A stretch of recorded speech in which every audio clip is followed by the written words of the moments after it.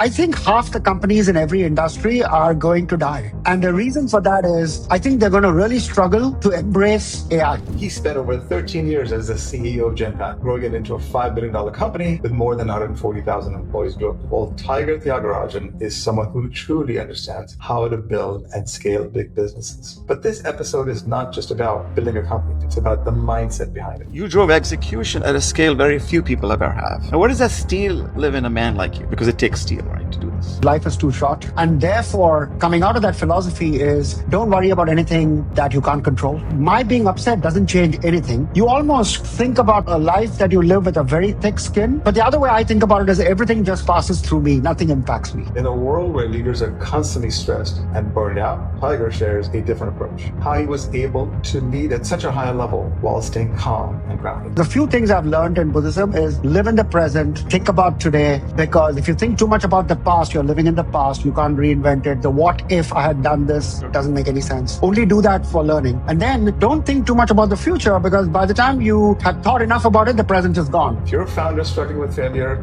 or someone who feels uncertain about AI and all the rapid changes going on around you, well, this episode will give you clarity. You learn about staying curious, learning from mistakes without blame or fear, and how to build success without losing your sanity. We're here to find out who Tiger really is. Stay with us, folks. Welcome to the show, Tiger. Welcome to the Bold Conscious Connections podcast. We focus on bold entrepreneurial tales, where we hear stories of being bold, because even being self-aware, i.e. conscious, is not enough to make a positive difference in other people's lives and to make an impact. Today's guest needs very little introduction. Tiger Tyagarajan spent over 30 years at the center of global business development and transformation. He was one of the founding architects of Genpact, which was part of GE at one time, which began as a unit of GE and now has grown into over a $5 billion revenue enterprise with, over 140,000 employees, I believe, across 30 countries. He led it as president and CEO for about 13 or 14 of those years. Today, he sits on boards, advises private equity firms, and is shaping how the world thinks about AI, leadership, and business transformation. But today, we're not here to talk about any of that, Tiger. We're here to find out who Tiger really is. So stay with us, folks. Welcome to the show, Tiger. Thank you, Raju. And that's a pretty intriguing introduction to the show itself. And now it makes me wonder, what is it that you're going to ask me? Well, I guess the very logical one is, in your own definition, Tiger, who is Tiger and who are you? Who is this man when nobody needs anything from him? I think probably the one word that self-describes myself, and fortunately other people have told me the same thing, is I get driven by curiosity. I live my life waking up in the morning and saying, what are the things I want to know? What are the questions I want to ask? So if you go back to public statements I've made 15, 20 years back, I used to say sleep is a complete waste of time.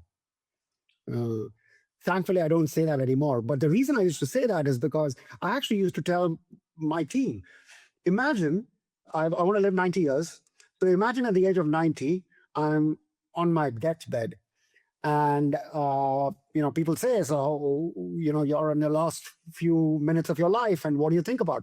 I said, man, I'm so upset that there are hundreds and thousands of questions that are in my mind that I still need answers for. And I'll tell you what I'm really upset about. 1/3 of my life I spent sleeping.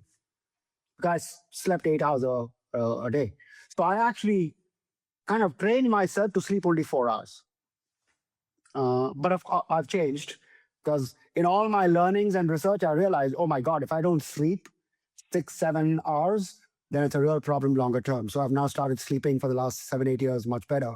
I wear an Aura ring, etc. But curiosity and learning just drives me nuts. So, we were talking earlier before I hit record, and you always struck me, and we over the years we met, a few times, several times maybe, last at Genpact in your office. But my impression of you, Tiger, was that I would, if people, I don't know what they describe you as, but I would describe you as affable, relational, warm, and yet, you drove execution at a scale very few people ever have. Now, where does that steel live in a man like you? Because it takes steel, right, to do this. It starts by another philosophy that I've always had, which is life is too short.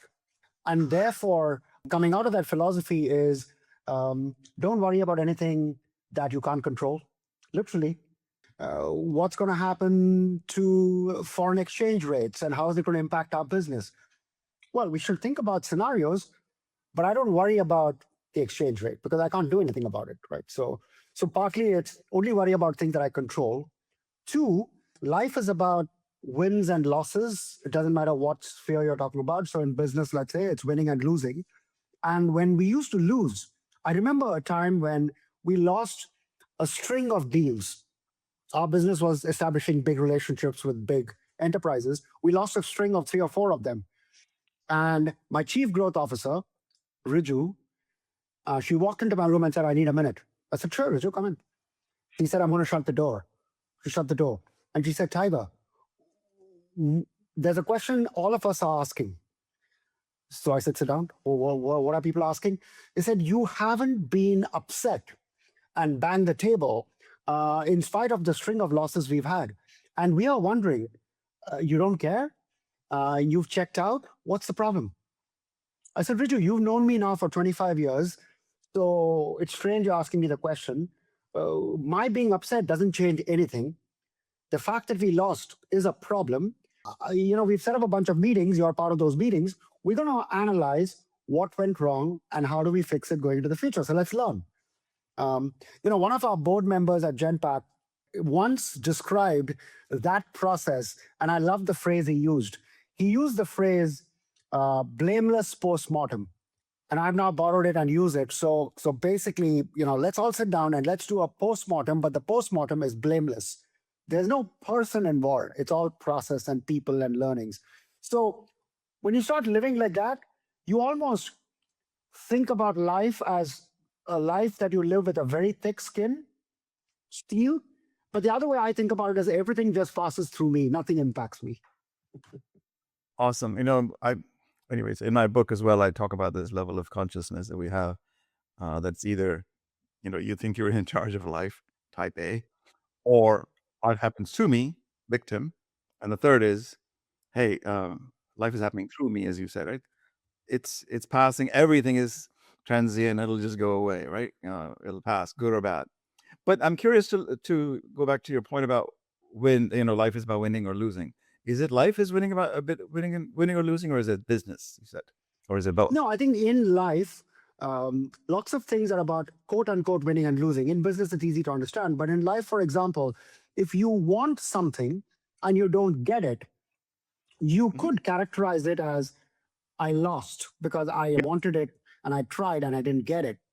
And my reaction to that is, okay, what's a learning? And let's move on to the next thing or the next thing I want.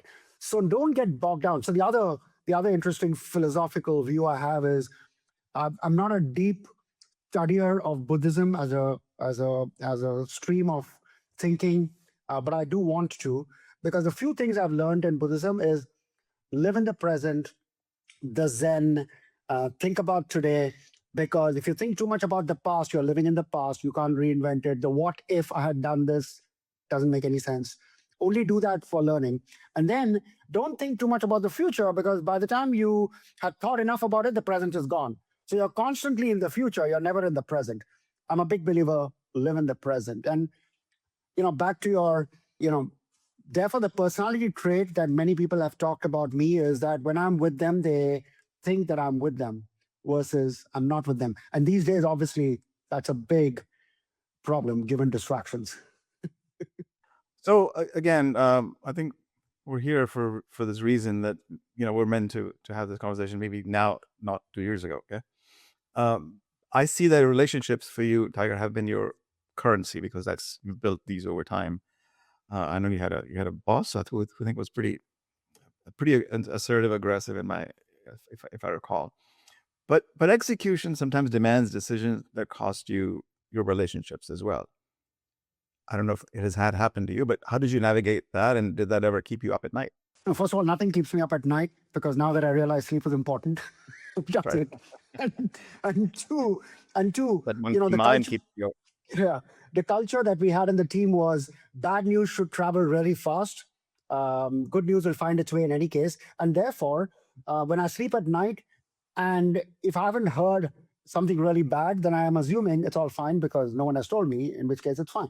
So back to your question on, so obviously it is important to think about if I'm going to have a conversation that is going to make someone feel bad, hurt someone, including, for example, telling the person that, you know, continuing in the role that that person is, continuing in the company is actually not going to work. I think a lot about what is the way I do that. For me, content is important. And content is about, you know, have you done the analysis? Do you have the data? Have you had the mental capability to analyze and come to conclusions and insights? But actually, content, I've always said content is never wins the day. And in today's world, content doesn't win the day at all because large language models is going to give you everything. The, the two things that win the day, one is questions, and the second one is how do you use that content? And I call it format. So there's content and format. What is the way? What is the communication method? How do you, you know, give that information and then help the person navigate through the journey? And that might take time. It makes you burn calories. I was a big believer you have to burn your calories.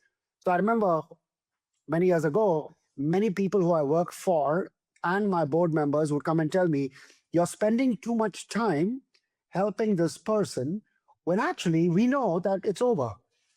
And I would say, yeah, that's fine. The relationship in that mode is over, but the person and my relationship with the person will continue because I you know, what goes around comes around. The world is too small. Those things still are always on my mind. And I'll end by saying I already talked about curiosity being almost a superpower in the world of AI. The other superpower in the world of AI is relationships. Because in a world where there's so much of potential fake, which looks real, the only thing that matters is who sent this to me. Oh, Raju sent it to me? Okay, then I'm gonna read it. If someone else sent it to me, I don't care. Right. So it's become challenging in this AI world to for other people to discern what's reality and what's trustworthy or not. So yeah, we're going to talk about that in a minute. But talk about your pivotal moments because as I said at the top of the show, like I really believe that I want to bring Tiger out, who Tiger is. So decision points where you had to choose something difficult because the way it sounds like, you know, I don't worry about anything, which is good. I'm living a good life, and whatever it may be, you probably had your challenges in your life, but just decision points where you had to choose something very difficult. Was there such a time? Was such a time for you? Yeah, many. In retrospect, they all seem, wow, that was an amazing decision-making process you went through. In the moment, I just did what felt like I wanted to do. I'll give you two examples, one personal and one professional. But the personal one is, you know, when I was finishing my engineering from IIT Bombay, I was surrounded by people, 5-year friends, all of whom, meaning 100% of my friends, were all getting admitted to US universities and going there. And, you know, it was the easiest thing for me to have done. And I decided I want to do it. And the reason I decided not to do it was because I said, if I take a flight and go and do my master's or PhD, I am not coming back. This is the mid 80s. I think that was the way the world was. It was an irreversible move. And I said, why would I do anything that's irreversible? Why did you think it was irreversible? Curious. Because I said, I think the way we are all made is once we go and plant our, you know, put a stake on the ground in the US, education, work, career, etc., it's really, really difficult to come back. And I didn't want to be in a situation where I may have wanted to come back, but I just couldn't. And I felt that's the way the world was. And obviously it's changed now. But in the mid 80s, I don't think it was a bad way to think about the world, which is this looks like an irreversible. I was that guy. Didn't want to go.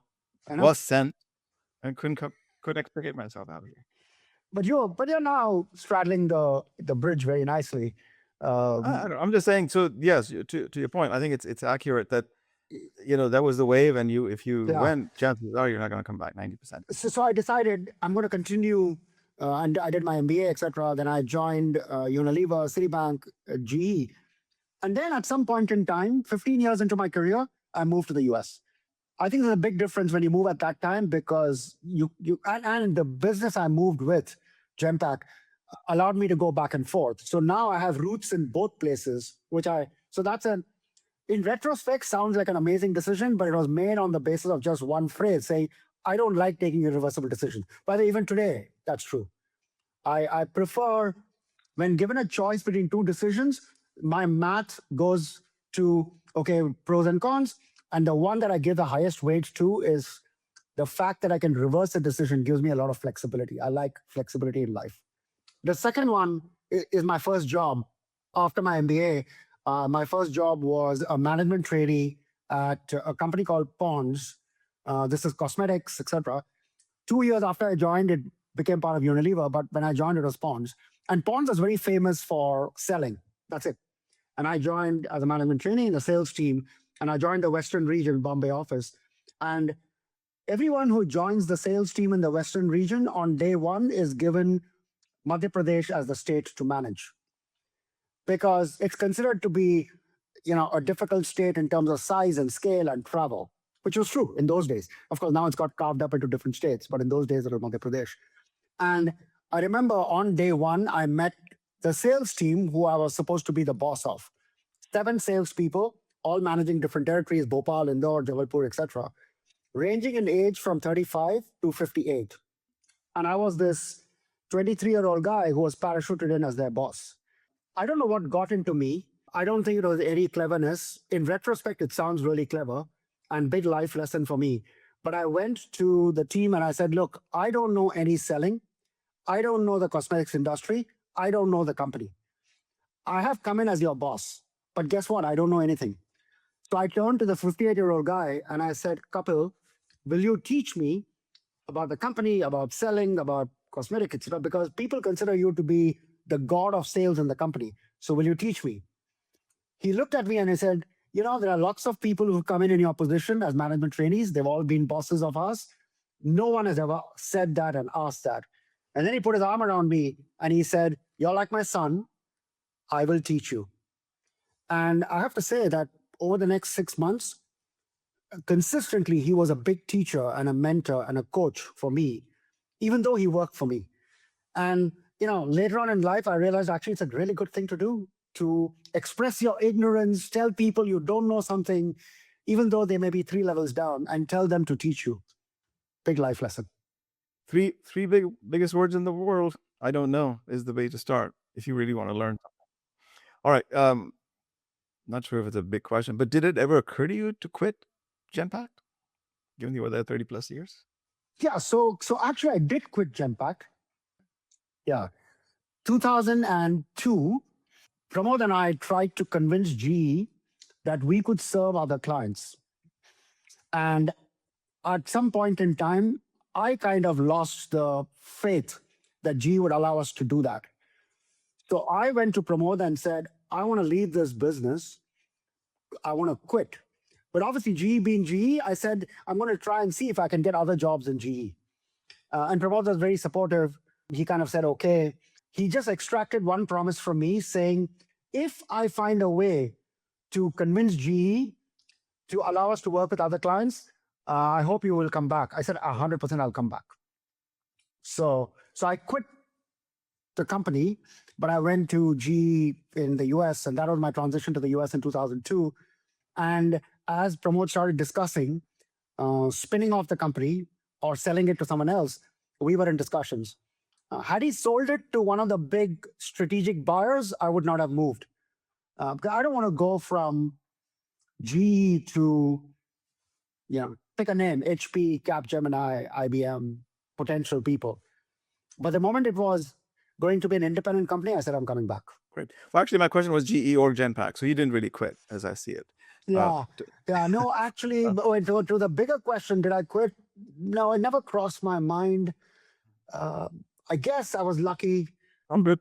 I've always believed that if the broader business environment you're in and the broader people you're working with are all generally great and they have a high degree of diversity, and obviously GE was very diverse, I said I could build a career I actually used to say this. I can build a career where I will not make my resume, but I'll do 20 different jobs across 20 different businesses that are unconnected to each other without having to quit. I'll be in aircraft engines, I'll be in power systems, I'll be in NBC, and I'll be in credit cards. And Great. Genpact also allowed me to do that because we were serving all kinds of businesses. Okay, so you may not know this is the first time I'm going to say it out loud in public domain here. So Pramod and I used to talk about this spin out idea. And so I did the same thing. And, I set up our GCC, I'm not going to name the company, but everybody knows that. And we had two co-CEOs committed. We shook hands over other witnesses. I said, should I get this in writing? And because I was going to own X% equity, we would bring in a PE. I was already speaking with a PE firm, but then we would keep it captive for 2 years. Okay. So the name of the company was not even Morgan Stanley. It was something else. And so this went on for 18 months and I'm doing all this and I'm marketing to the banking clients and asset management companies because that's what there were 2-3 services we would provide them to the other companies.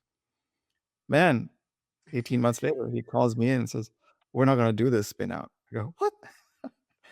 So, and I had already resigned twice before, every year, with the January event. Every year. And then this was my third. I said, in December, right before holidays, he said, just go, we'll talk when you come back in the new year. That's the year I almost never came back because my family and I were swept away in the tsunami in 2004. And that led to me just saying goodbye. But I felt so cheated. I'm telling you this. That wasn't the reason I quit anyway. But the point is that you make a deal, you have all these, senior people, two co-CEOs agreeing, and my gut was get it in writing, and I didn't.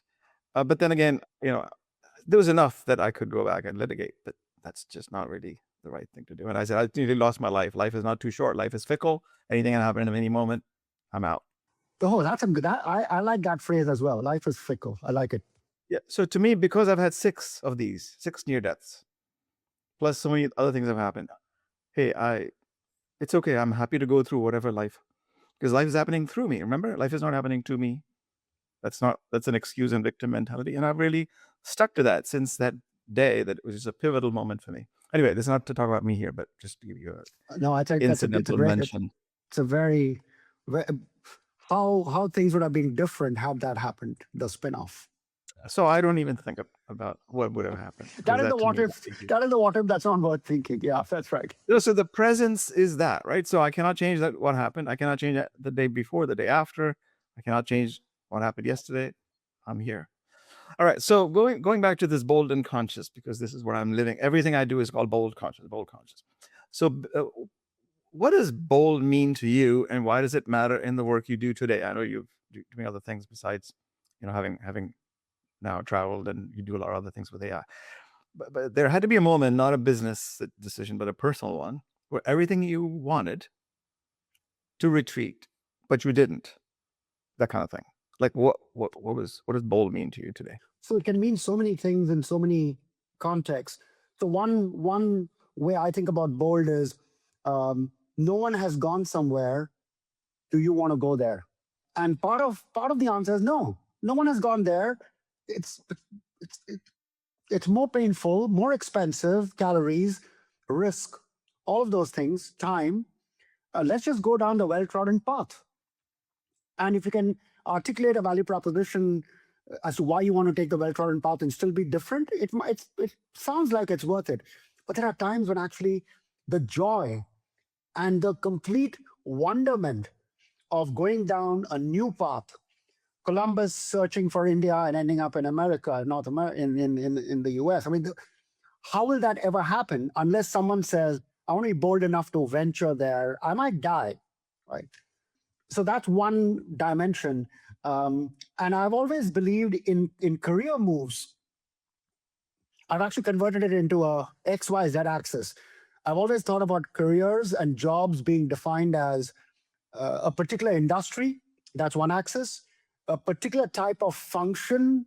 You could be the technology person, you could be the salesperson, you could be deep in a function. And the third one is amorphously, I used to call it culture.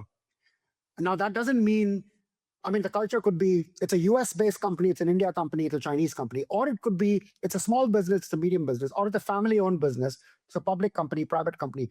All of them have some cultural aspects to it. And I've always said, once you define every job in those 3 dimensions, every 2 or 3 years, move. If the company is good enough, they'll move you. If they don't, kind of force the issue. When you move, change one of these dimensions, because otherwise, where's the learning? When you walk into a new job that is potentially being offered to you, 50% of your reaction should be, wow, I actually know this stuff. I can actually help immediately. There are low-hanging fruits I can help with, and I can create value. But the other half of you says, I have no idea what this damn thing is. I'm scared. If you don't have a pit in your stomach, then it's actually not good enough to do, because you're not going to learn anything. The other way I would articulate this is, be careful about changing 2 dimensions at the same time, because that then increases the risk.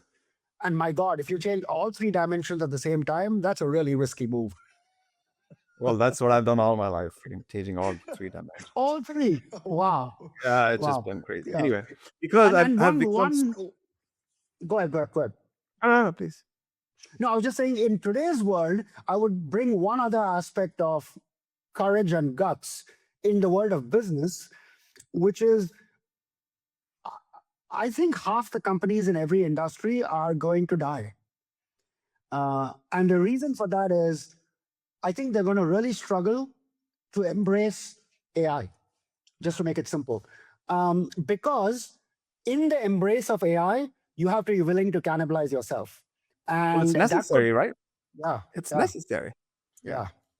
And that requires guts. Otherwise, you're not going to cannibalize yourself. So there you go. I've been in this for 10 years. And then suddenly I got ChatGPT. Like, what? It's amazing.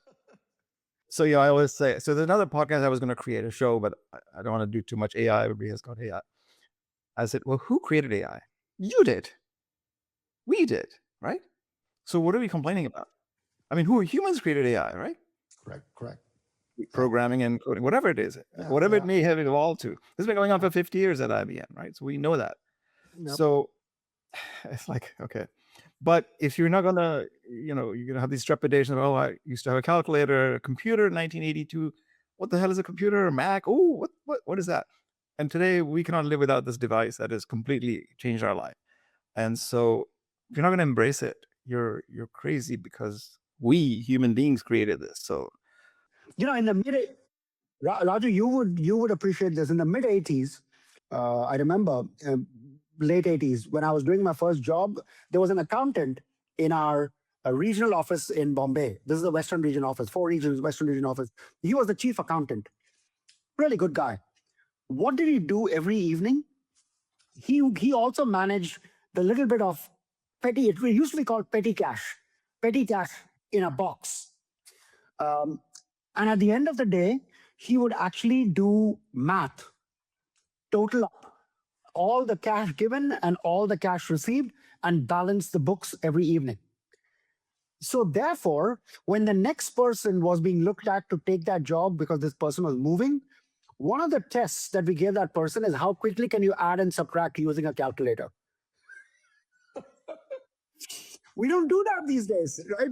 We assume you know, and you can use Excel spreadsheet. All that assumption is made, right? We ask higher level questions. People don't even, I'm a CPA, but I know I haven't used much of it. But to this day, people don't know debits and credits that has to balance.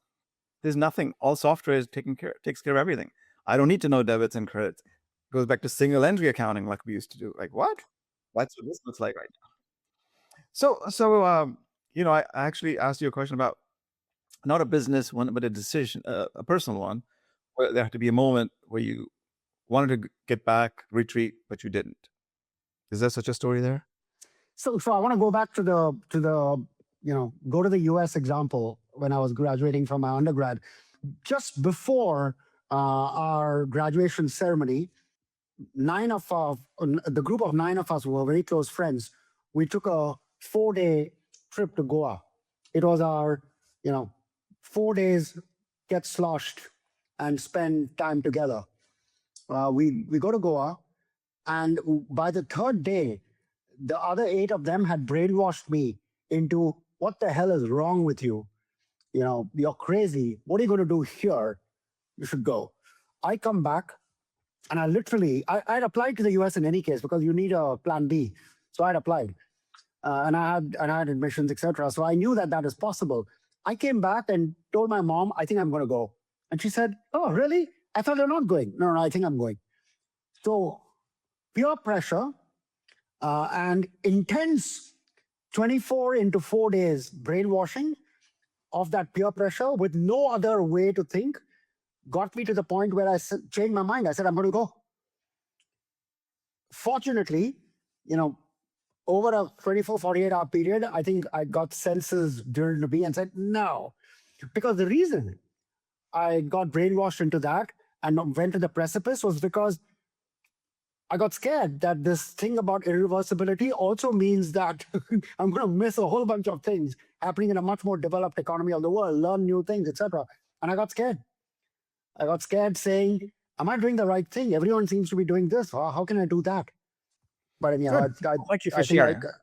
I went back to my original decision. I'm sure you've talked about this before in your other No, podcast. I haven't. No, this is a new one. Okay. Yeah.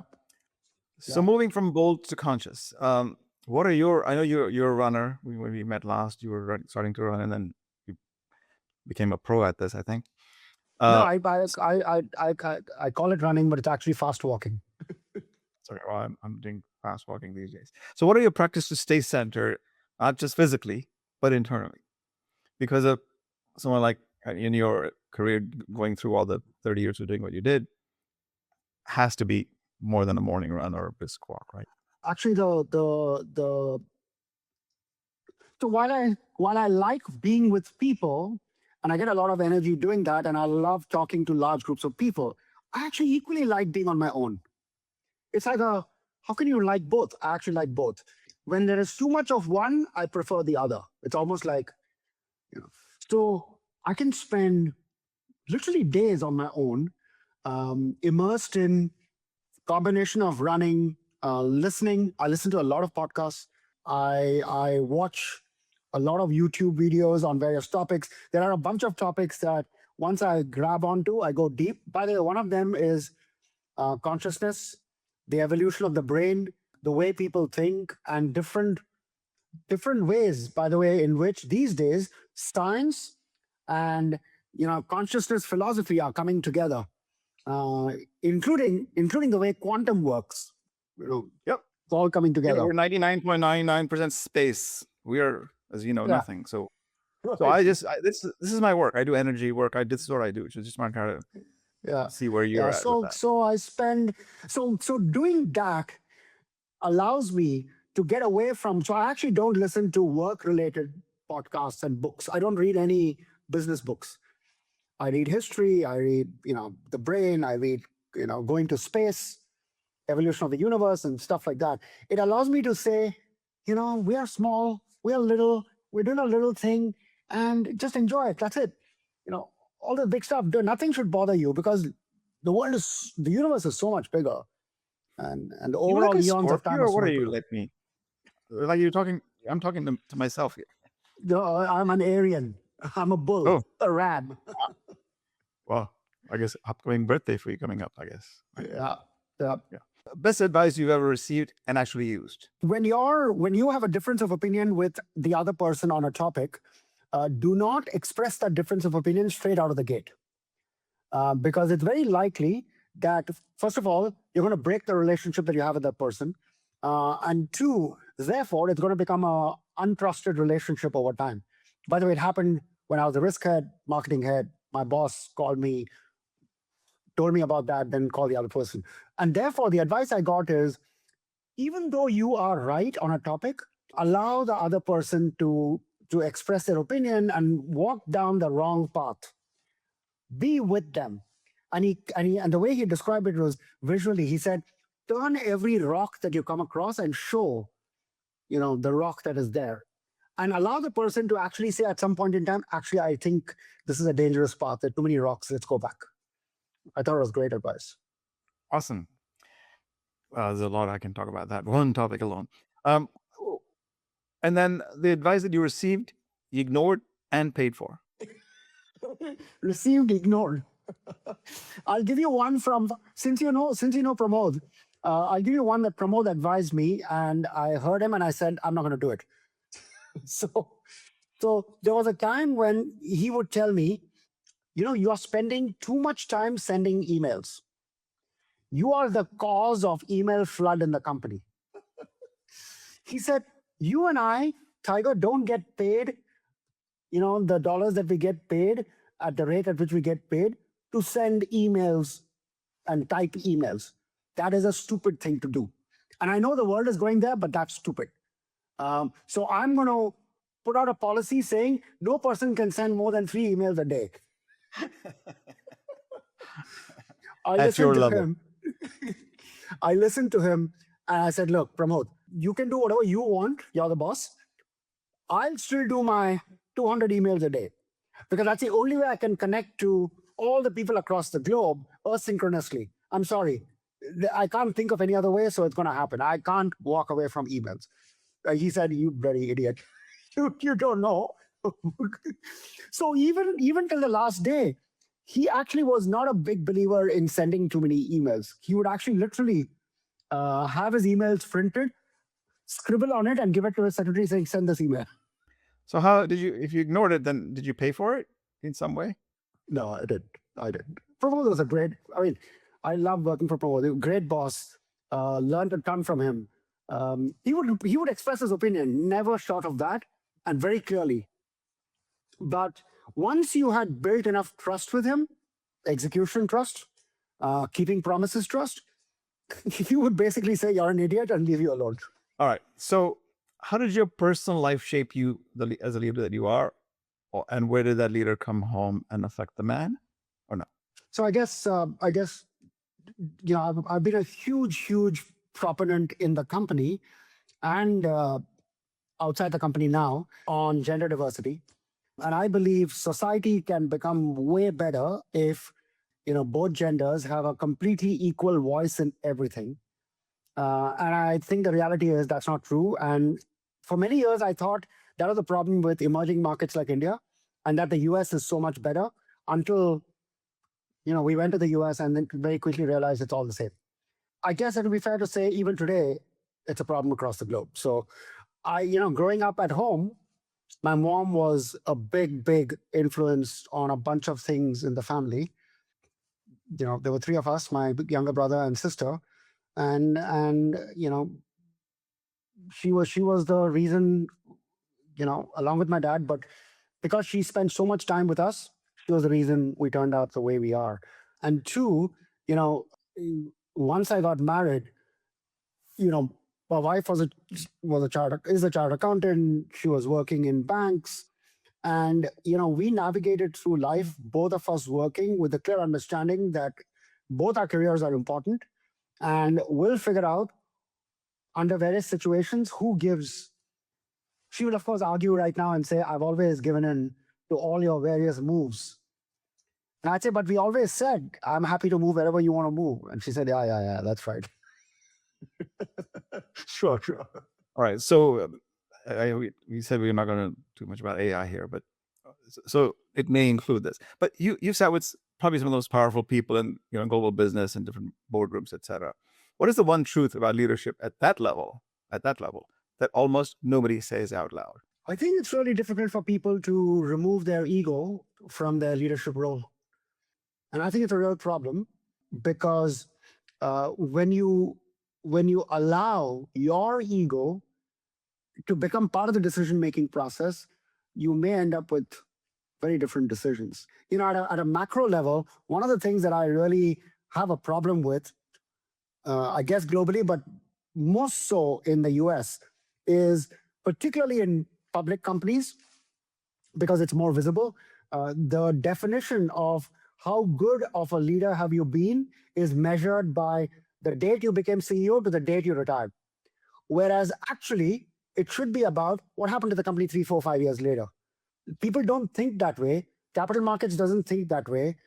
Investors don't think that way. And obviously, leaders don't think that way because all they care about is what happened to the company when I was there. did you build an institution that outlasts all of you? And you are one of the foundational blocks, along with many others who built that foundation. I think that's one of the things that I think most leaders will not say that, but I think it's a problem.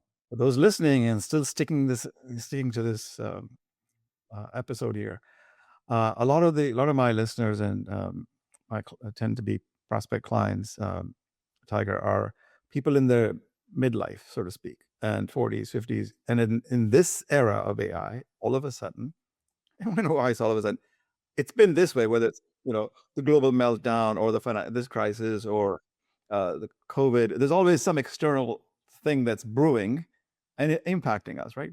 Crypto for a while, now it's AI. So for those struggling, and this is a major pivotal point in our history right now, that the overwhelming, as you said, the tide is here. There's nothing, you're not waiting for something to come, it's already here. People in these positions I described, corporate executives, senior executives, they're just protecting right now where they are, afraid of financial security being lost and this and that. For those at career crossroads like that, whether they're in corporate world or thinking about entrepreneurship, etc., what would you give them as an advice in these times to how to navigate this? Because this is another unusual moment of our times. Yeah, I think the word navigation is a great word to describe, my answer, which is, I think it's really dangerous to quote unquote hunker down and say I want to protect myself and protect what I stand for, protect what I've built from this wave of, let's say, in this case, AI, because actually you can't. You could push it out by a year, 2 years, but you just can't. And even the year, 2 years sounds a little too long. The pace of change is such that it may not be. I do believe that at a total level, the world is going to get to a different place. And I'm not a doomsday believer in a dystopian world where, there's only machines running around doing stuff and we don't have anything to do and God knows what we'll do. I'm not a believer in that. I think we'll find you stuff to do. Creativity is one of the things that will get unlocked even more. That's how civilization has progressed. So the advice I would have is find a way to be incredibly adaptive and adaptable, which means what got you up to here in terms of skills that you're proud of and whatever you've built, assume that actually they're useless tomorrow, and find out what new stuff you want to learn and have joy and passion in learning that and applying that. The more you do that, I think the more you will yourself discover new stuff to do, new ways to add value to yourself and others will find the same thing and grab you. So you will navigate. It's navigate and adapt versus fight the storm. Don't fight the storm because you're going to break. Well, go back to your controllables and uncontrollables. You can't control this. So flow with it. I always say, I think what you're saying is like, because we're a little speck of dust in this whole galaxy of energy, the more if you use and adapt, to your point, it's like we right now, what does the research say? We only use 2% of our brain capability. This is highlighting that you use so little. So now you let the machine do all its thing, because it's all that stuff you've been learning, reading book, all these libraries in the past, and all that is useless as not useless, but it's like it's there. That's content is free. You can do whatever you want. The question is how are you implementing it, and what do you? So it'll distill, I think, given this wave, how much capacity of your brain are you really using? How creative are you really? Right? Going back to your point about becoming so resourceful that you become unstoppable because you're using this stuff that you don't need to spend time doing. All right. So last question on the main points. You have so much wisdom, clearly. I don't know about your journey that, and observations. Do you think you owe the world some conversation beyond these things, like writing a book, for example? Oh, I've thought about writing a book for, I don't know, 7 to 10 years. And it's always the same book, which is still on my mind. It's about my most favorite topic, which is curiosity, and how the whole world goes around because of curiosity and has always done. Going back to the days of the discovery or invention, I guess discovery of fire or discovery of the way to harness fire onto electricity and all of that. So I just think one day I'll write it. I just have to sit down and put pen to paper. Or these days, put finger to keyboard, or voice to an audio machine. I do believe neurologically it's important to write. I also agree. So I'm a writer. I've written for years now. Yeah. Not always published, because not everything needs to be published, but I do write every single day. It's my big Oh, gift wow. from You write John every Maxwell. single day. Every single day. So that came from John Maxwell, we were like 6,000 people listening to him, and I actually went to his session for 3 days, and literally sat, and it's like, wow. He goes, people say I want to be an author, I want to be a published author. So let me ask you, when was the last time you wrote? Oh, a few months ago. Oh, okay. So you want to be a writer, or you want to be an author? I want to be an author. Well, it requires writing, right? And then he started talking about this neurological brain that, you really need to, when you're taking notes in a conference or meeting, you're actually more likely to retain. It's going to fade anyway, but more likely to retain a little bit more if you wrote with your hand. So he says, here's what I do, Raju. I pick up a yellow long pad. My time is, 5 a.m. or whatever he does. Everybody has their own timing. I start writing on the yellow pad, and I keep writing and I'm writing until the alarm goes off after 2 hours, and then I stop. That's what I do. And he's written 85 books. So it's just his own 85 books. He's written 85 books on leadership.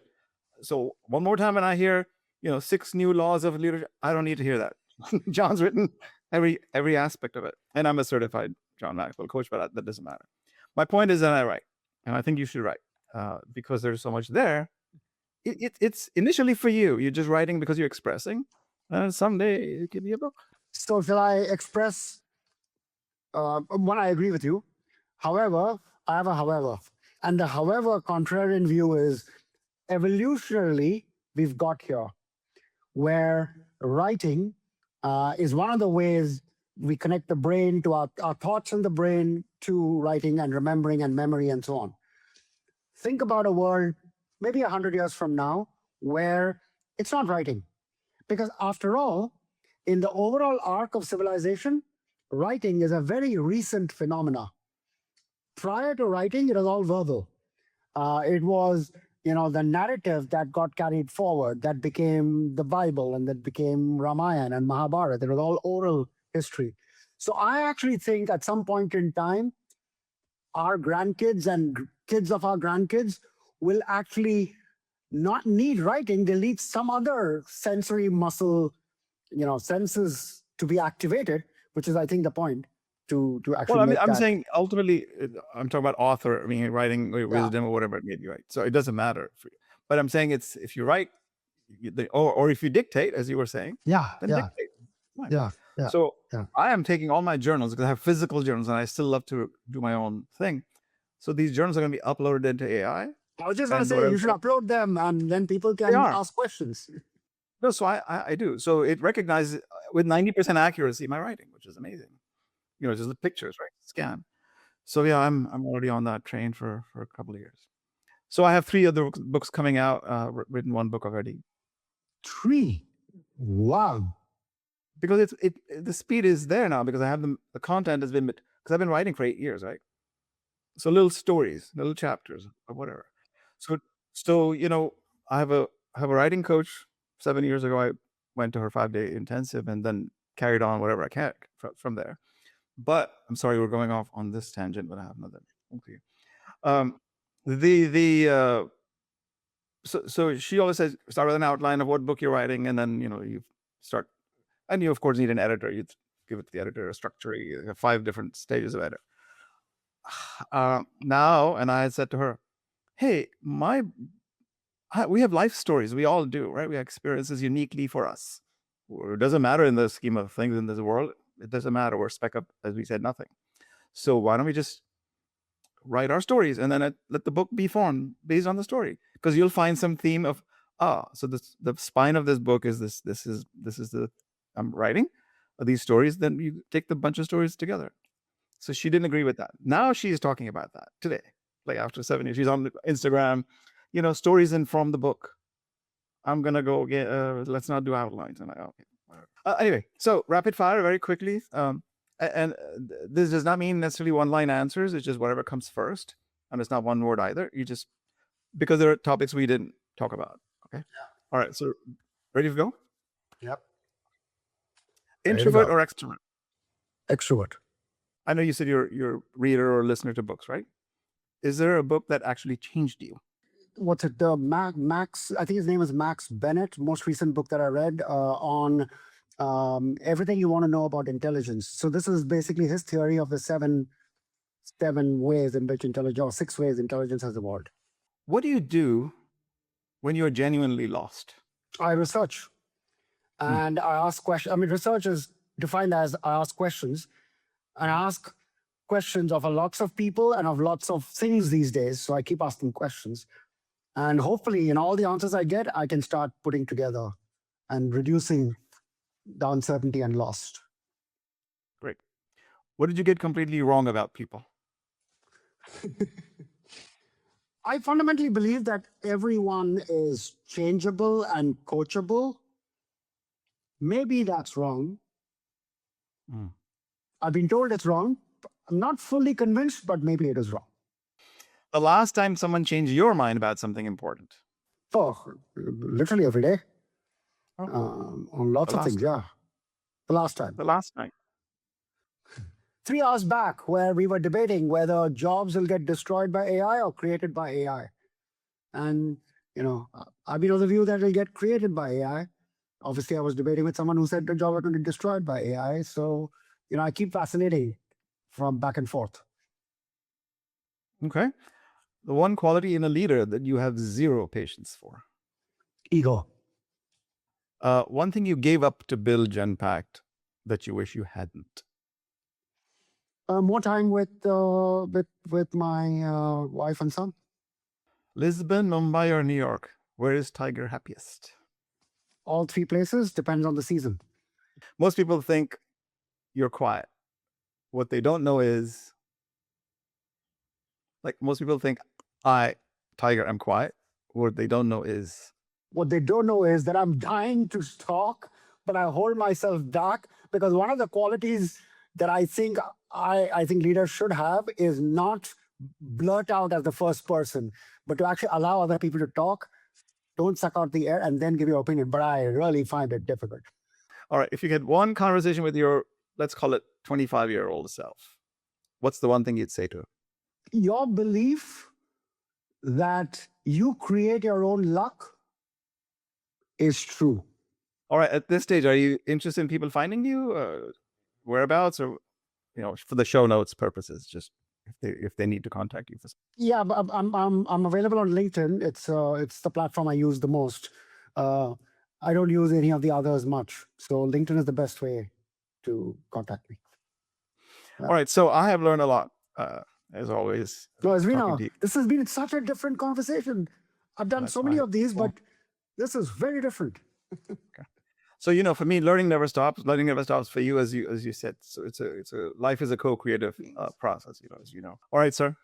I look forward to more conversations like this, and if there's any last words, you have the last word. No, thank you for inviting me, Raju, onto your podcast show, Bold and Conscious. Bold Conscious Connections. Bold Conscious Connections. So this season has been focused on bold entrepreneurial tales, entrepreneurial tales. You don't have to be an entrepreneur to have entrepreneurial tales, but you're an entrepreneur type of person. So you've done a lot of things that I think is inspiring to hear, and people listening and watching can go back and all the best and all the best for your next 3 books. Well, we don't know. One's coming out this year. We don't know about the rest. Take care. Thanks so much.